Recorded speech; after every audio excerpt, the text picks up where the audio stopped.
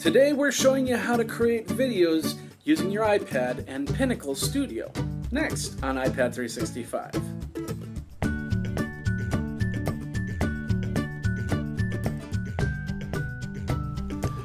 Pinnacle Studio is no stranger to me. When I first started making Geekazine videos back in 2008, I was using their software to produce shows like the 5 Tech Things You Should Know About. I since moved on to other software, but still have Pinnacle for just-in-case moments. Now we have Pinnacle Studio for the iPad, a video editor software that could rival iMovie.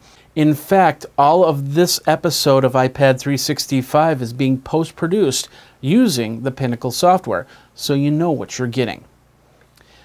To start, this is a single video multi-audio editor. That means you can't do layers for video, but you can do picture-in-picture and layer audio tracks for music and voiceovers.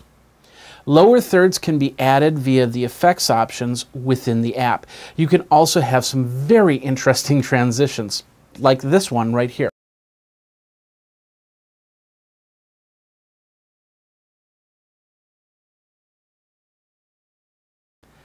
As you may have guessed, this part of the review is not being recorded from the iPad, which I could easily do. I wanted to show you the ability to import your videos using your favorite cloud service. This is something that iMovie doesn't do. Connect to Dropbox, Box, or another cloud service to gather video, audio, pictures, and more. So I could easily record something on the camera, move it to my iPad in MP4 format, and mix it down from there. I could also record everything from the iPad or iPhone camera and put it all together.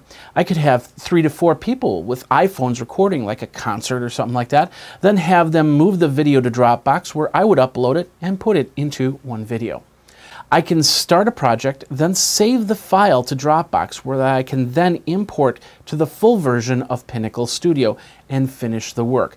That means I can start a project on the road and finalize it when I get back home. iMovie does have that same feature, but once again, only going through iCloud. There's a lot of versatility to this software, but it also does come with some annoyances, which we're going to talk about, and we're going to do that next.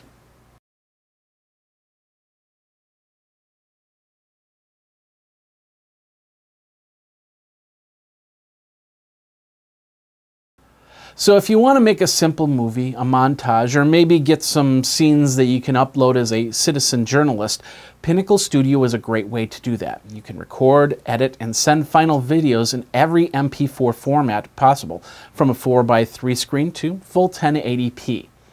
There's a few issues that come with the software. For one, I found that some MP4 video I imported via Dropbox was refused by the software.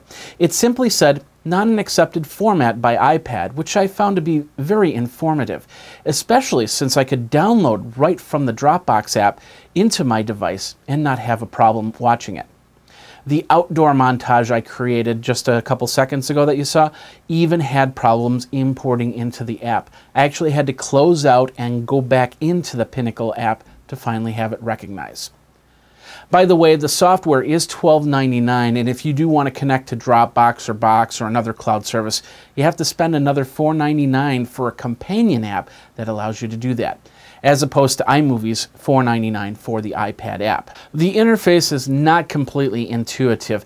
This was the big problem I had with their main software too. The learning curve is easy, but it seemed clunky on how you do certain things, such as use the transitions that they supply. If you want to use this software with a desktop companion, then you either need a PC or have to run Parallels or Boot Camp on your Mac. The main software is only for Windows.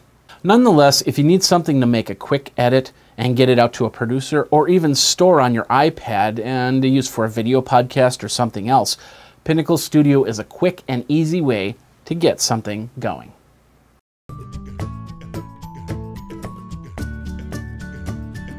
So what do you think of Pinnacle Studio for iPad? Do you use it? Do you use iMovie? Have you used both of them? Which one do you prefer?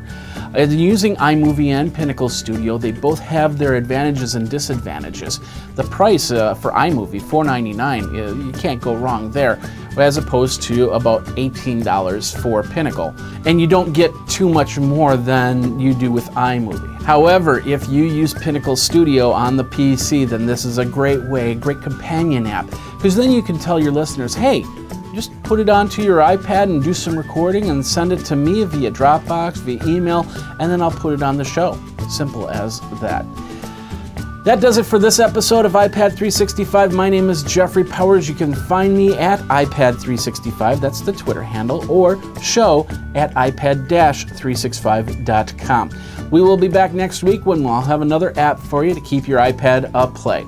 And until then, you guys geek out.